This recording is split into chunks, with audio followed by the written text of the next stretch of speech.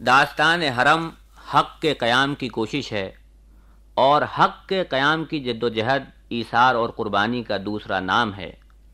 اللہ اپنے بندوں کو آزماتا ہے خوف سے، بھوک سے، مال و جان کے نقصان سے اور اولاد کی قربانی سے، اور بشارت ہے ان صبر کرنے والوں کے لیے کہ جن پر جب کوئی مصیبت نازل ہوتی ہے تو وہ کہتے ہیں کہ بے شک ہم اللہ ہی کی طرف سے ہیں اور اسی کی طرف لوٹ جانا ہمارا مقدر ہے۔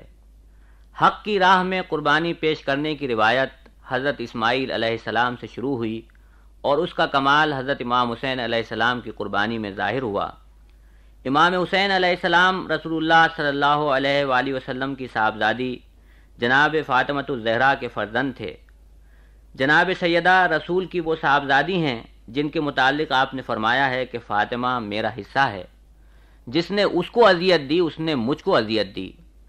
حضرت صلی اللہ علیہ وآلہ وسلم نے آپ کو سیدۃ النساء العالمین، خاتون جنت، سیدہ طاہرہ صدیقہ کے القاب سے نوازا۔ حضور اپنی اس بیٹی کی تعظیم کے لیے کھڑے ہو جایا کرتے تھے۔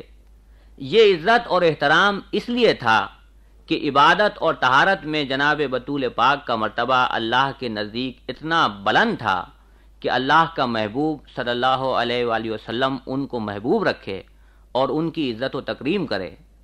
حق کے لیے قربانی دینے کی روایت جناب سیدہ نے اپنے والد ماجد سے ورثے میں پائی تھی۔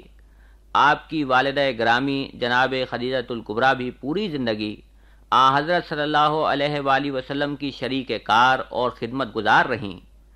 جناب خدیجہ کا شمار عرب کی مالدار خواتین میں ہوتا تھا، لیکن آپ کی پوری دولت تبلیغ اسلام میں کام آئی۔ جناب سیدہ نے بچپن ہی سے نیکی اور طہارت، تقوی اور صداقت، دیانت اور امانت کے ماحول میں تربیت پائی۔ ذاتی جوہر کو تربیت کی خوبیوں نے نکھارا۔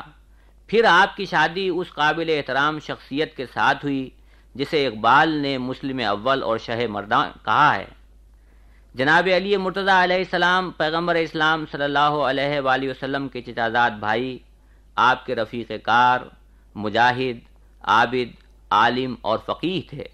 آپ کے علم کی بلندی کا اندازہ اس بات سے لگایا جا سکتا ہے کہ حضرت صلی اللہ علیہ وآلہ وسلم نے فرمایا کہ میں علم کا شہر ہوں اور علی اس کا دروازہ ہیں، اور آپ کی ہمت اور شجاعت کے لیے لا فتح الا علی، لا سیف الا ذوالفقار کی سند موجود ہے۔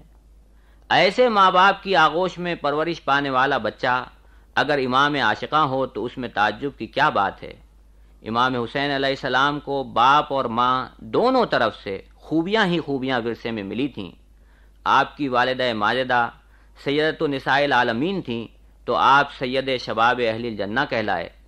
جناب فاطمہ کے لیے رسول کے دل میں جو محبت تھی وہی امام حسین کے حصے میں بھی آئی۔ اگر رسول نے بطول کو بضعۃ منی کہا تو حسین کے لیے حسین منی ارشاد فرمایا، اور امام حسین نے اپنے کردار و عمل سے یہ ثابت کر دیا کہ وہ اس عظمت و بلندی کے واقعی مستحق تھے جو رسول اللہ صلی اللہ علیہ وآلہ وسلم کے اس ارشاد میں مضمر ہے کہ حسین مجھ سے ہے اور میں حسین سے ہوں۔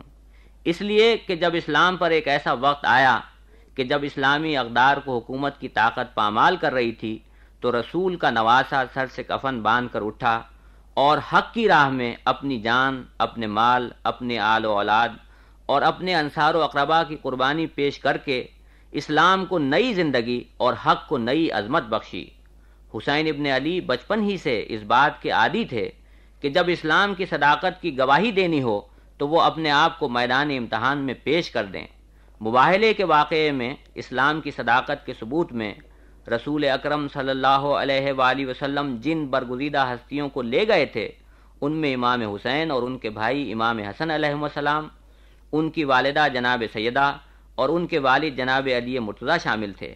رسول اللہ صلی اللہ علیہ وآلہ وسلم کے دنیا سے تشریف لے جانے کے بعد جب وقت کی گردش نے خلافت کو ایک ایسے شخص کے حوالے کیا جو کھلا اسلام سے بغاوت پر آمادہ تھا، اس وقت اسلام کی حفاظت کے لیے نہ رسول موجود تھے، نہ علی، نہ فاطمہ حیات تھی، نہ حسن۔